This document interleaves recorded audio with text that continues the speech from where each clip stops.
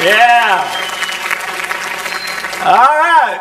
We'll see how much you'll be clapping by the time I get done. I'm going to be talking to you about dating and some of the important aspects that we as Christians should be looking at when it comes to the idea of dating. I want to share one Bible verse with you, and then we'll move on from there. This Bible verse is found in Romans, the 12th chapter. It says this. Paul writes, he says, "Do not conform any longer to the pattern of this world." Why does he got to tell us to do that? Because it's really easy to conform to the pattern of the world. The way that everybody around us, people by and large who are not Christians, just our secular culture, they have a way of viewing things, a way of approaching life. And overwhelmingly, it's extremely easy to get caught up in the pattern of the culture around us instead of the biblical pattern. In fact, I would dare argue that the biggest problem that we're having in Christianity today with and why so many Christian marriages are failing just like secular marriages is because we are following the pattern of our secular culture instead of following the pattern that God sets for us. I want to talk to you about dating. Now, there's some debate nowadays about dating versus courting. They say, well, dating is just for fun. Courting is for serious, looking for a spouse kind of things. I don't know. To me, it's all kind of semantics. To me, when I talk about dating, I'm talking about courting. I'm talking about when you start spending any kind of serious time with another person, this is supposed to be intentional. That's not to say that, if your mom and dad say it's cool, if you're younger and you want to go out in groups and stuff like that, fine. But by the time you start really starting to spend a lot of time with one person, you are now headed down the path of serious dating. Okay? And the purpose of dating is really simply this, to discover whether or not this person would make a suitable lifetime mate. That's really what it's for. Now, a lot of people don't take dating really seriously. They think it's more about trying to discover your soulmate. Everybody talks about their soulmate and eHarmony.com, helping you find your soulmate. Everybody's looking for their soulmate and all these stupid chick flicks. Have you seen all these flicks? They're all about finding your soulmate. And if you can really find your soulmate, amazing things happen. They'll cross great distances or huge obstacles. Some movies have them crossing time barriers and stuff. All because I need to connect with my soulmate. And there's that one special cosmic being out there just for you. No, there's not. Okay? It is a bunch of hooey. It is just as dumb as a brick. But yet this is exactly what our culture has gotten to, and people today now are desperately trying to find their soulmate. They don't use their brains.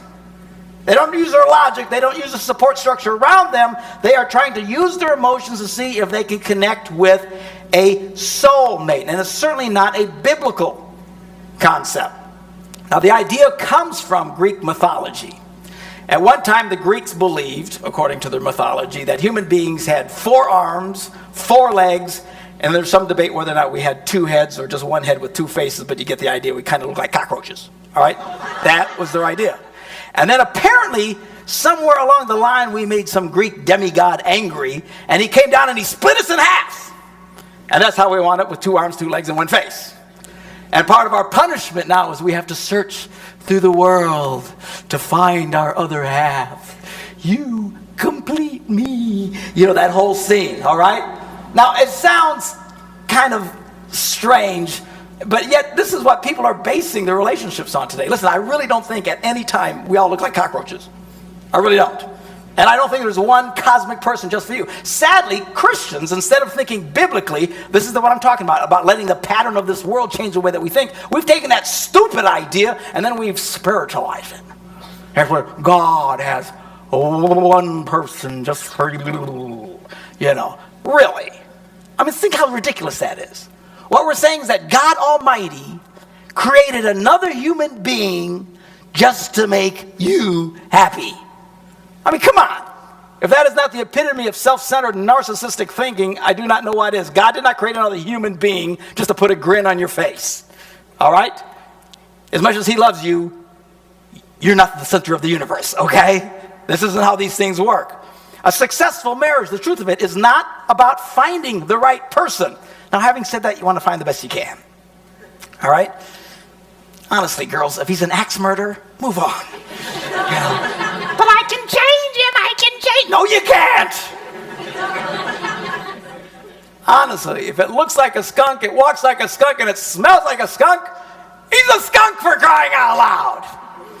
We'll talk more about that in a second. But, you want to find the best you can, but it's not, a successful marriage isn't about finding the right person so much as it is about doing the right things. That's why the Bible never, ever, ever, ever, ever, ever, ever, anywhere talks about trying to find your soulmate, trying to find the one special person.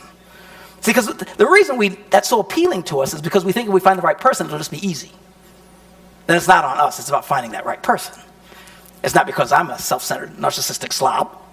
It's just because I didn't find my soulmate, okay? Which is ridiculous. The Bible never talks, and the reason the Bible never talks about relationships in those terms is because as Christians, the principles of Christianity that we say we believe in, the principles of love and patience and kindness and forgiveness, these principles are so powerful. They'll work with virtually any two people in the world if they will live by those principles. That's why the Bible says the only thing about, when it comes to marriage is make sure you marry someone who is also a Christian, someone who believes in these principles. Because at the end of the day, if you've been married for a little while and you're starting to drive each other crazy and he's getting on your nerves and she won't shut up, it is those principles that will carry you through. Now here's the big thing that's really messing up people your age today. And it's not your fault. You had nothing to do with it. It's our culture's fault. But it's this idea of adolescence, and not only of adolescence, but of extended adolescence. This is all relatively new. Adolescence, this idea of teenagers, adolescents, you're all supposed to be teenagers, doesn't exist in large parts of the world. It exists in Western culture almost exclusively. And didn't even exist in Western culture until about 90 years ago. And that is this, it's an extension of childhood. They don't want you to quit being children. And they keep treating you like children. In fact, some of you who are so frustrated and you can feel like something's not quite right, and you feel like you just don't fit in between little kids and adults and stuff, it's because you're stuck in this twilight zone that's not really based in reality. And it's this stupid culture that's putting you there. And they don't want you to grow up. Oh, don't grow up. You're teenagers. You can't do anything. You're not responsible. You're too dumb. You can't do anything. They're always still protecting you. And it was one thing, when I was growing up, you were a teenager from like 13 to 18. Now they're trying to make you a teenager from 13 to 32. And we've created this extended adolescence, and they want you to be a child for as long as possible and not take life seriously. And you got to understand something. If you think like that, everything I talk to you about will not make any sense. Because if you're thinking really that I'm going to have to wait till I'm almost 30 years old before I get serious about dating and finding a spouse and getting married, it's not going to work. This whole idea of delayed marriage, and this is some things that a lot of parents don't even agree with me on. Quite frankly, I don't care. But it's just all, don't get married too young. Don't get married too young. Wait. You're only 38. Wait. For crying out stinking loud. Everybody's scared to death of marrying too young. It's one of the dumbest things we have going, and it creates an environment where people your age don't take dating seriously because you can't. The world says you can't take it seriously because you have to wait so long. The church tells you, wait till you're almost 30 to get married, but don't have sex. Yeah, how's that working for us? It's ridiculous. And it's creating a disaster. They're telling you, you're too young to commit, too young to commit. I'm telling you, as young men and women, stop listening to this culture. You are not too young to commit. You are young adults. You're not teenagers. You're not adolescent boppy head people. You're human beings. You're young adults. And as I challenge, whether or not the culture around you agrees, I'm telling you, in your own mind, you've got to realize you've got to start taking life seriously.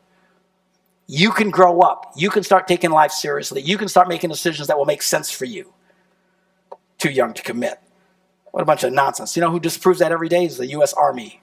Right now, in Afghanistan and Iraq, there's guys 18, 19, 21 years of age laying down their lives for one another, giving the greatest amount of commitment a human being can possibly give. Don't tell me people in their teens can't commit. Of course they can commit. The only difference is the Army expects something out of our young people. In fact, they'll kick their butts if they don't.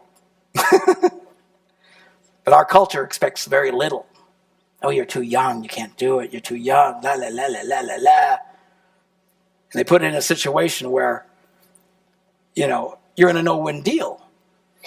Especially for guys, most men, your sexual interest peaks at about age 18. And now they're telling you can't do anything about it for another 12 years? Please. And we wonder why so many guys are getting involved in porn, why they're trying to have sex with their girlfriends, why they're not taking life serious. I'm talking Christians who act like this. Because we've created this ridiculous nonsense and told them that, the worst thing you can do is, if you're going to be successful in marriage, is you have to be old enough and you have to have enough money and all. And I'm telling you, no, you don't. They're lying to you. Marriages do not end because of how young you get married. They do not end because you don't have enough money, and they do not end because you don't have enough education. They end for one reason and one reason only. One or both of them get selfish, straight up. And the idea that people 19, 20, 21 years of age are incapable of making a commitment for life is ludicrous and absurd. As I travel around the country, I promise you, the people who are the most deliriously happy are the ones who got married at 19, 20, 21, 22 years of age, across the board. This whole idea of waiting till you're almost 30 now is a very new idea. Now it seems like all your life, because it's been all your life. It's only been in the last 20, 30 years this idea's been coming along. And look at the results we're getting. How's it working for us? People are having sex, living with each other, delaying, waiting. Christian people waiting, finally getting married. Have so much baggage by the time they finally get married. Their marriages fall apart about 5-6 years in. This culture, even our Christian culture in this area, is messed up. And it's time for a revolution where you start saying, no, enough. I'm not a child, I'm an adult. Dealing with couples, overwhelmingly, the area that they are struggling the most with is this area of sex. You would think, wow, they're finally married, they get to have sex and everything, that everything will be good and groovy and cool, but it's not. And overwhelmingly, it's because of what they did when they were your age. And they picked up stuff that is just a weight on them, and they struggle with it. And I think if parents felt comfortable enough to be really honest with you, you would be stunned at how many of them are really struggling. And again, overwhelmingly, it comes back to what they did when they were your age. But see, it doesn't make sense for me to just be talking to adults 20 years down the road about why they're having such a hard time. It makes more sense to talk to young adults before they go there. So I want to talk to you about this a little bit in this session. Now, sex is a big deal, particularly for most guys. I mean, that's really... guys we're just wired that way, particularly by the time we hit age 18, we're just, all this incredible buzz and energy because of all the testosterone flowing through our blood. But what's really, so many people don't understand, guys don't understand, women don't understand, is that men tend to imprint on their first sexual experiences. If a guy's first sexual experience is, in the context of lust or the backseat of the car, just, that whole deal, parents aren't home, ooh, let's go do it, and what the parents. If that's your first sexual experience, you tend to imprint on that, and it tends to identify you sexually for the rest of your life to a large degree. It's absolutely frightening when you think about it. Again, no one talks about this. You should hear it when I talk to people in their 30s and 40s and 50s. With tears in their eyes, they say to me, I wish to God someone would have told us this when we were younger. But what happens is you tend to imprint on that thing, and then that becomes your mark for life. And oftentimes guys keep going back to trying to relive that first experience because they imprint on it. It's kind of like these birds. You ever study about these cranes and stuff in school?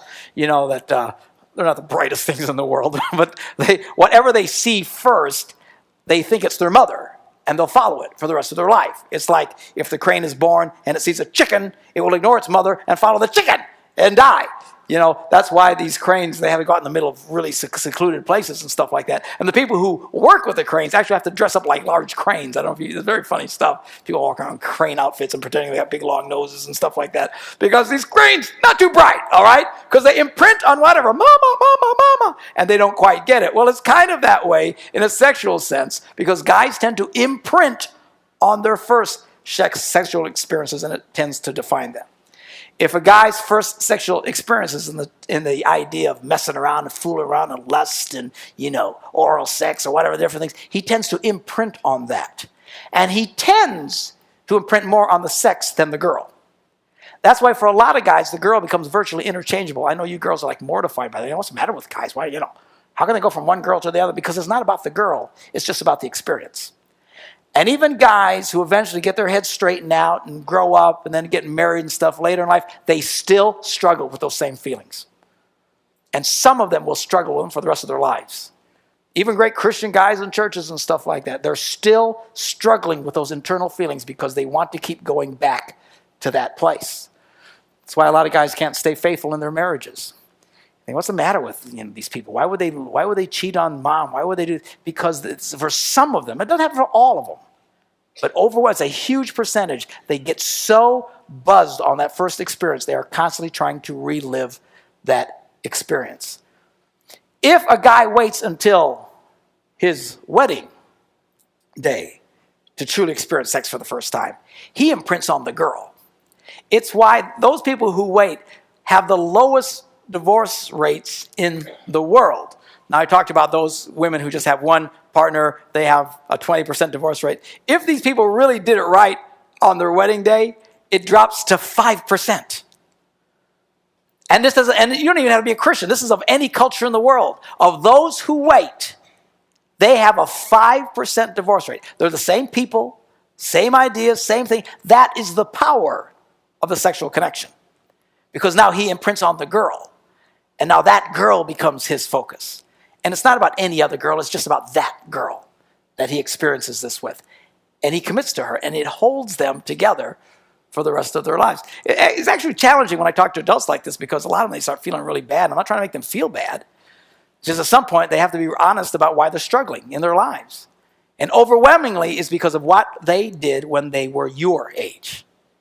Making the wrong choices, wrong decisions. I know people often say, well, you shouldn't do it. And your teachers might say, well, you probably shouldn't. Be best if you abstain. But there's this, even in churches, there's almost like this underlying theme that you shouldn't, but it's no big deal if you do, as long as you don't get pregnant or get some STD. And on this DVD series, we talk about STDs and all these different things. But we act like, well, other than that, it's no big deal. You need to know something. It's a big stinking deal. I don't care if you ever get pregnant. I don't care if you ever get an STD.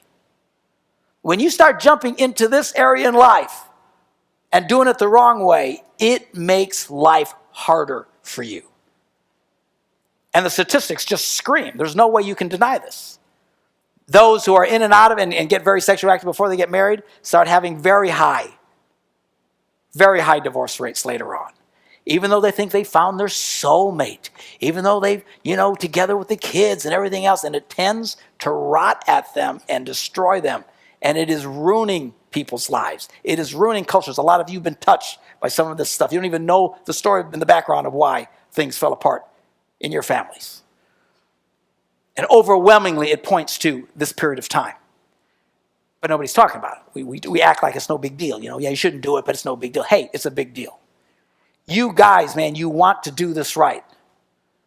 Because it will define how you will approach life for the rest of your life. Overwhelmingly, do it right. You girls, pay attention. Now, women are a little bit different. Girls don't tend to so much imprint on sex as what they tend to learn from sex. And what they learn when they have sex at your age is that sex doesn't mean anything. And then they get married and sex doesn't really mean anything. You would be shocked. The biggest problem, one of the biggest problems in marriages today is that they're having sexless marriages. The wives don't even want to have sex. We deal with it all the time. Women who don't want to have sex. I don't want to have sex. It shouldn't be about sex. Da, da, da, da. Where'd they get an attitude like that? Because they had sex at your age.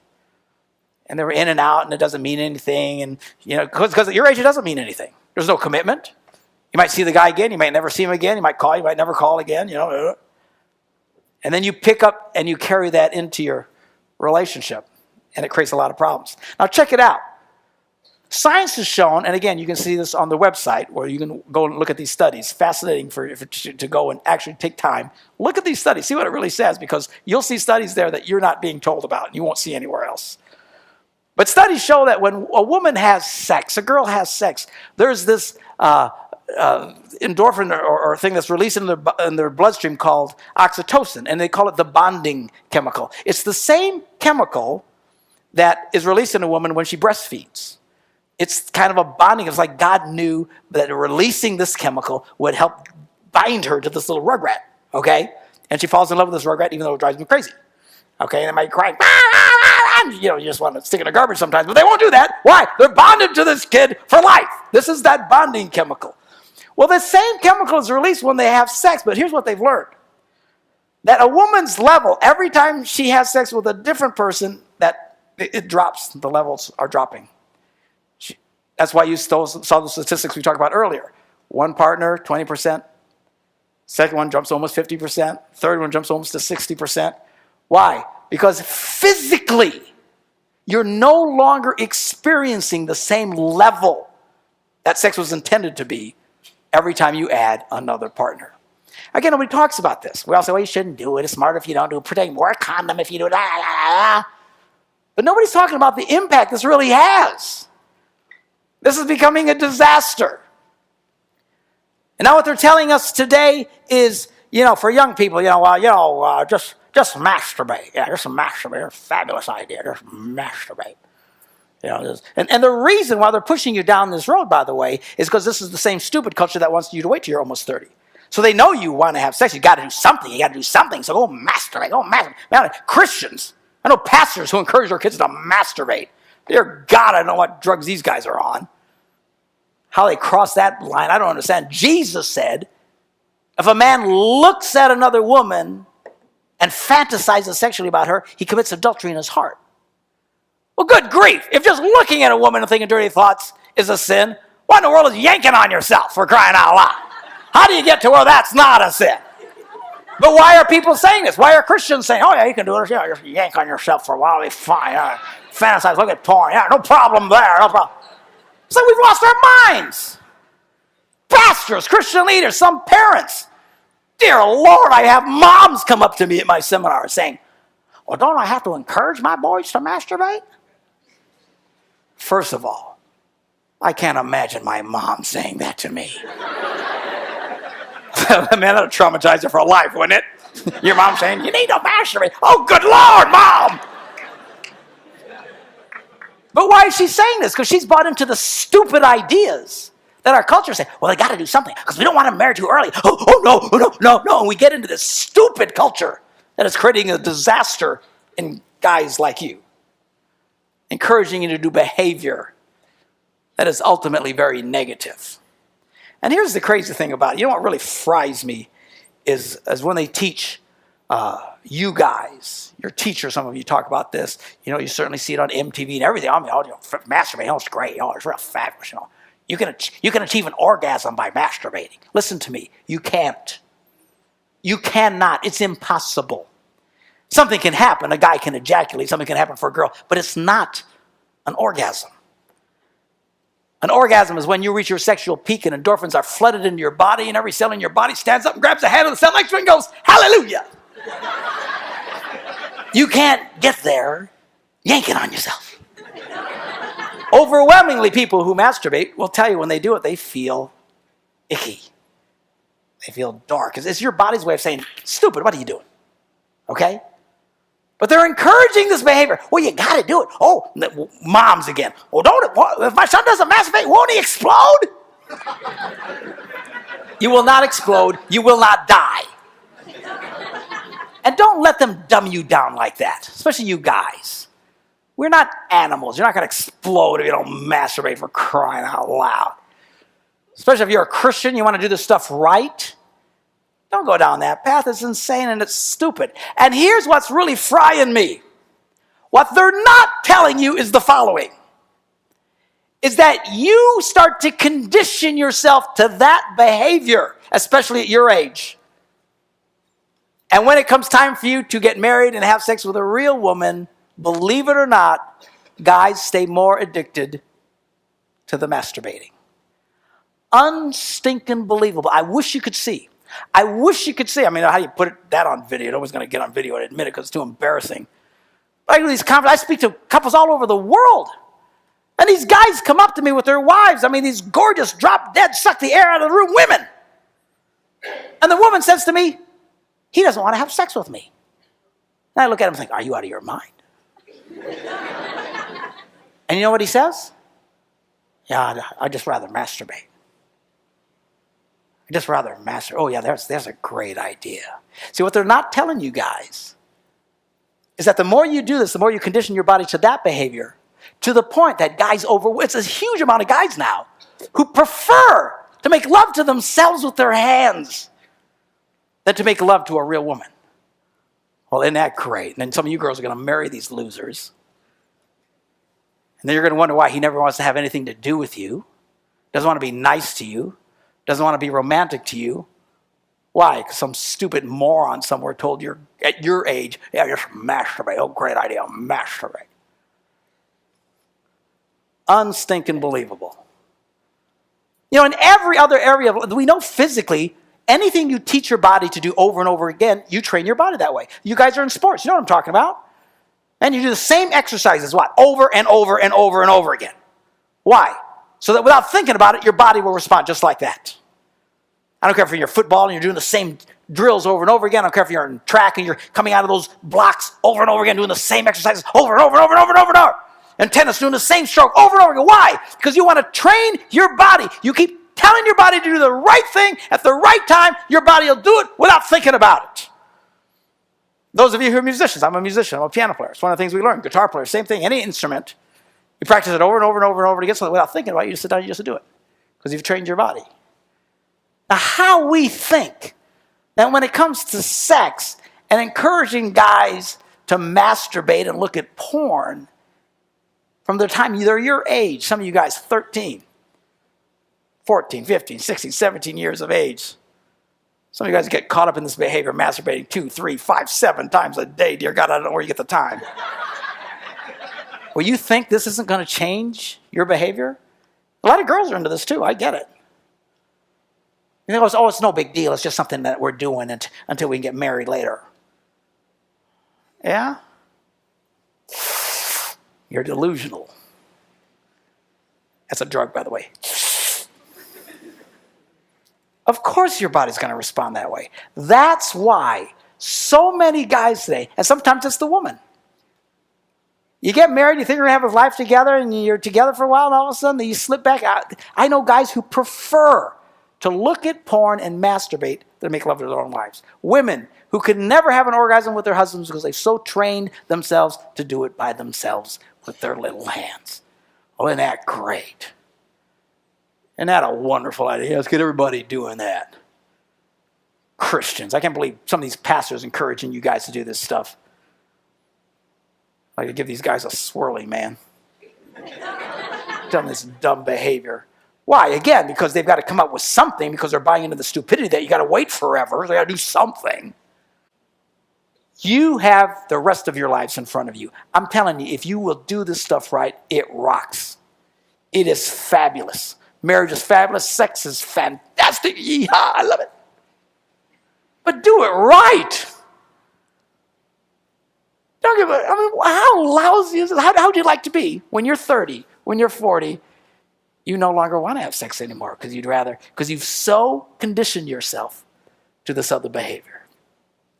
And you girls, talk about the dating process. You find out some guy you're dating is into porn. You get the best tennis shoes you got and run like crazy and get away from him. Oh, it'll be different when we get married. No, it won't. And you, my dear, will be the biggest loser of all. You're the one who will lose out. Because you'll have a guy who's more interested in being a lover to fantasies than being a real lover to you. Any single girl who meets a guy who will admit that he's into porn and stuff, dump that bum ASAP and move on. This is destroying people's lives. People, look, there's a reason why they're out there and they are divorcing left and right. Half of the ones getting married today end up in divorce. And that doesn't mean the other half is happy. It just means they don't want to go through the hassle of getting a divorce. How did we end up this way? Because of the stupid things we're doing. For the love of heaven, let's start doing this thing right. Refuse to be part of this lust culture and this, they're all saying, oh, it's a key to great sex, lust and fantasize and do all that stuff. You can do oral sex and this kind of sex and that sex. It's not really sex. Hey, if it involves this general area, it's sex. Quit playing this game. The girls your age, a little bit older, dating, who are doing everything under the sun, but technically they're not having intercourse. They're saying, oh, it's not sex. It's sex. It's sex. And then these are the women who think, oh, and then our wedding night, when we really have sex, it'll really mean something. You should hear these women talk. They are so disappointed. On what should be the most wonderful night of their lives, they are so disappointed.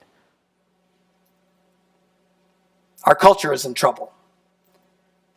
We're on the verge of breeding out of existence in Western culture. There's a video also on the website, a YouTube clip that talks about demographics. You watch this thing, man, it'll shock you. I showed it to a lot of our guys this weekend in church. How many of you saw that thing? Was that creepy or what? It scares you. Western culture, as we know it right now, is in serious trouble. The country that I grew up in, that my parents grew up in, your grandparents, won't be the world you're going to grow up in. And you're kidding, man, I'm telling you, it's because we're literally breeding ourselves out of existence. Why? Because we're delayed. That's why it's hard for you guys to take dating really seriously. Why? Because we set that date of when you can really take it seriously so far in advance, you can't take life seriously. We need to change this. We're in a mess. We need to start changing the way we think. If we start changing the way we think, we'll start changing the results that we get. I want to end with this final scripture. Jesus said this. He says, I tell you the truth. Why did Jesus have to say that? Because people won't believe him. But he said, I'm telling you the truth. Unless a kernel of wheat falls to the ground and dies, it remains only a single seed. But if it will die, it will produce many seeds. Look, if you try to hang on to everything you want, just based on your emotions and based on your feelings and what you want, I want this and I want that and I want that, and you go into your whole dating process that way and get into a marriage that way, you are headed for a disaster. You will not succeed. The real key is to die to self and to let life birth out of it when you do that. Marriage is about two people getting together and say, you know what, let's build a life together. Be happy. And as Christians, man, let God make you happy. Man, let him be the source of your joy. If you're the kind of person you have to have someone around you or you're miserable, whoa, slow down. You need to get happy in the first place. You're trying to make marriage something that it's not. Best marriages in the world are two people who are already happy, who get together and want to build a life together. They don't need anybody else to make them happy. It's a big trap. The other thing, too, about marriage is it's not about you. Especially as Christians, it's amazing how often is you read in the Bible where Jesus told people they need to die to themselves. He'd tell people, forsake all and follow me. Pick up your cross and follow me. Except a seed fall on the ground and die. It remains alone. Die. God wants to kill the selfish part of you. It's part of the Christian experience. We all have, even if you have God in your heart and you're a wonderful person, you're doing all the right things, there's still a selfish part of you. And God wants to help squish that selfish part of you out. All right? And I tell people all the time, there is no more institution more perfectly designed to kill you than marriage. Particularly the selfish part of you, because you can't do it and stay selfish. The people overwhelmingly who end up in divorce are the ones where one or both of them refused to stop being selfish. See, marriage really only ends for one reason only. One or both of them get selfish, and you can't get there. If you go into marriage thinking this is all about me, what I want, when I want, this person makes me feel good. It's all about feelings. I'm so happy with him now. La, la, la, la, la, la, la, la. And then you start living life and they quit making you happy. You're headed for disaster. Marriage is about finding someone to build a life together with. And that means emotionally, financially. It means about having a family. And this family, I'll tell you, if you do it right, marriage can be the closest thing to heaven on earth. You do it wrong, it's the closest thing to hell. And so all you got to do is look at people who've gone through it. It is brutal. It is miserable. What I'm trying to tell you is this cycle of stupidity that you've seen some of your parents going through. Marriage, divorce, marriage, divorce, marriage. At some point, and I'm challenging you, we need to draw a line in the sand and say enough. We need to stop. We can do this. We can do this right. You guys can do this. You, despite the experience of your parents and your grandparents and your cousins and everybody else that are older than you, you can break this cycle. But we got to change the way we think. Quit thinking like and I'll tell you what I'm talking about is very radical. In our culture out there, based on the pattern of this world, everything I just told you is completely insanity to them. But look at the results they have. They're a mess. You want to succeed, you got to start doing this stuff right.